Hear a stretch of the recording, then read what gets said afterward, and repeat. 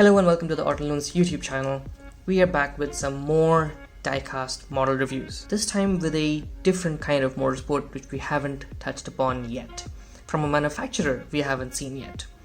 This is my first Majorette model, and as the packaging states, it's a model of a WRC car. More specifically, the Hyundai WRC car. This is also the first model which you're seeing on this channel which is still in its original box. The reason I've not opened it yet is because it's a bit special to me because I won it at the Hyundai Pavilion at the Auto Expo. Like, it's one of my prized collections. I have more of a history with this particular Hyundai i20 WRC car for another reason, but I figured if I'm going to open it, I might as well do a review on it. First impressions without taking it out of the box. I looked it up online because I don't actually follow WRC much myself. The livery for this model is spot on for the 2017 season.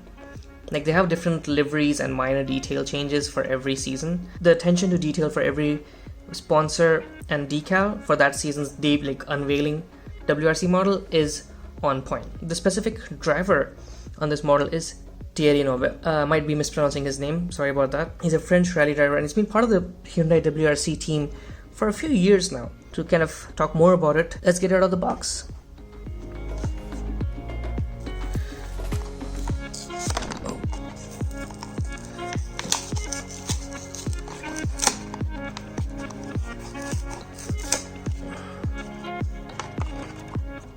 So first thing, we have this little pedestal which had the Thierry Neuville's photo on it. It has a few more logos of Hyundai and the car and WRC, a few details which were part of the packaging.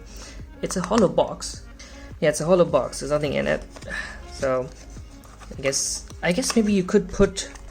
Oh, I'm stupid. I think you can put this in this and keep it like that instead of keeping it in the massive marketplace box. But yeah, let's take it out of its. Pardon the noise. Okay. Ooh. First impressions right away. I can tell you this feels premium. Like, I've had a lot of Hot Wheels on the channel so far, and the weightage of this one, it just feels premium.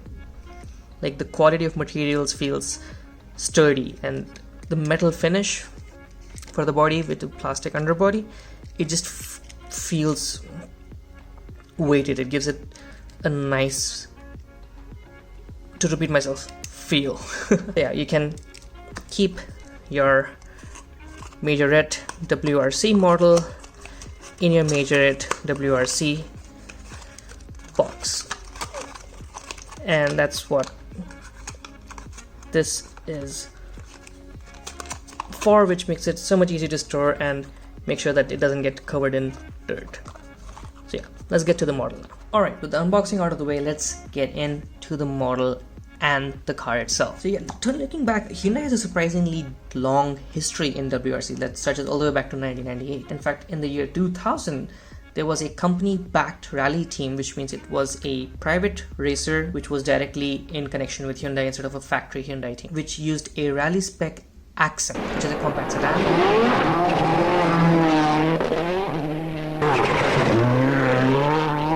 And the funny thing is, I used to drive a 2004-ish Hyundai Accent back in the day. I'm surprised, like, even I didn't know of that Hyundai rally connection with the cars I drive. Then in 2003, Hyundai withdrew from WRC. They didn't have much success, and I think Hyundai was focusing on a different type of market at that time. Fast forward to 2012, Hyundai Motorsport is established in Germany. And the first Hyundai to kind of make the comeback WRC is based on the i20 hatchback coupe. In India, we had like the normal hatchback, 5-door family hatchback, and I remember going to I think the 2014, 2012 Auto Expo in India, where I saw the first Hyundai WRC car, and I just was like, you know what, this is cool. This is really cool. Given the fact that, you know, in India you didn't really get brands like, Citroen and Peugeot, and you don't get the Fords that take part in rallying. Even the Skoda Fabia was pretty much dead, and when it was available, it was quite expensive. So having a Hyundai in rally kind of gave the average middle-class person a connection to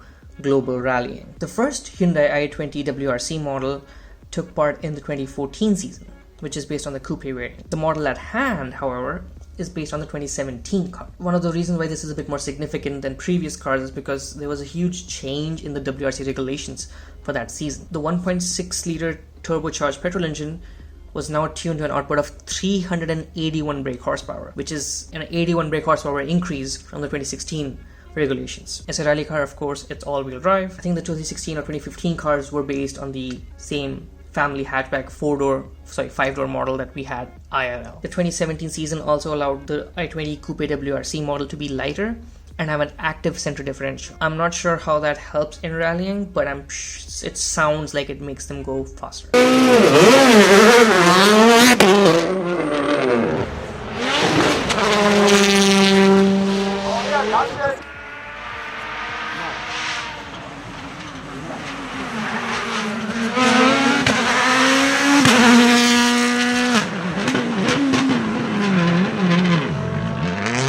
Hyundai actually did quite well in the 2017 WRC season with 4 wins and 12 podiums and a total of 91 stage wins. They finished second in the manufacturer standings behind VW, who had been dominating the sport for about 3 or 4 years at this point in time. In 2019, Hyundai finally won the WRC manufacturer's title, and that's quite an achievement considering Hyundai doesn't have similar racing pedigree as compared to its rivals like Toyota, Ford, Citroen, which kind of, as a Hyundai customer, kind of makes me feel a bit more excited when I go out and decide to buy a sporty looking hatchback, which is still practical like the i20. For the 2021 World Rally Championship, the Hyundai entrant will be based on the new 3rd gen i20, which was unveiled early this year. In fact, it will be based on an N performance version. That's right. Hyundai has since launched a customer-facing performance branch of their lineup. So far, they've only released the i30N, which is their first hot hatch, front-wheel drive, around 250 horsepower, underpowered compared to something like the Honda Civic Type R, but much more attainable. And as all reviews so far I have seen, they just sing praises of Hyundai's first N product. So an i20N is a really exciting prospect considering it will be more affordable, even if it had like 150 horsepower, nice and fun to use around town. In fact, Hyundai already had an N division under development because of the i30 project and the touring car racing series that they also take part in, and you can see that branding on the front fenders of this model. And some of the other sponsor decals as part of the unveiled spec livery for the 2017 Hyundai i20 rally car include the front wheels being in red and the rear ones being in black. It also has the Mobis as its title sponsor. You have the cool i20 sort of grille, so it's not a badge, it's just kind of painted or printed onto the grille, so you always know what car it is, which is great for marketing and sponsoring. The detailing on this model is very impressive, including these specs, which I was able to kind of identify on the website when I was looking at what the model is based on. So this amount of detailing and the finish, it feels far more premium than the average Hot Wheels car. Big spoiler, big diffuser, wider arches, hood vents, front flicks, and a bit of a chin spoiler. Interior details are not very visible, unfortunately. I think the best we can do is from this angle, try and get a nice view in. The detailing of the window being only open slightly, like having a little parcel window, is also nice. You can see the roll cage behind the cockpit and surrounding it all the way through the A-pillars. Very nice touch. All the little Hyundai family brandings like Hyundai Steel, Hyundai WIA is part of the Hyundai group. Finish wise, the rubber tires instead of the usual plastics that you have on Hot Wheels also makes it a bit more premium. I think the biggest thing you can tell is the headlamps. They're not painted on, they're not stickers, they're not just indents, they're little inserts of plastic, and which is a very important detail when it comes to motor cars. Even the Hyundai badge, it sticks out from the bonnet. It's not just painted or stuck on. Around the back, you have the usual painted tail lamps, but that's okay because it's more attention goes to the front than to the rear of these kind of models. So yeah, I'm quite happy with this Majorette model. I'm looking forward to getting more Majorette models, but yeah, I'm really happy with this, and The fact that I can keep it in that separate box, which came in the main packaging, has given me a lot of relief so that I can keep it protected from the usual problem of dust. That car, this box, stored perfectly, and you get to keep the Hyundai graphics and WRC graphics with you. Alright, that's it for this episode, guys. Hope you enjoyed. Let me know in the comments what you thought of the Majorette WRC Hyundai Coupe. Leave a like if you enjoyed the video, and subscribe to the channel for more content for Diecast and GT Sport. And be sure to check out the Auto Loons blog, which is link is in the description, for more car content, updates, Formula 1 stuff, and just other interesting stuff around cars. Thanks for watching, and I'll see you next time.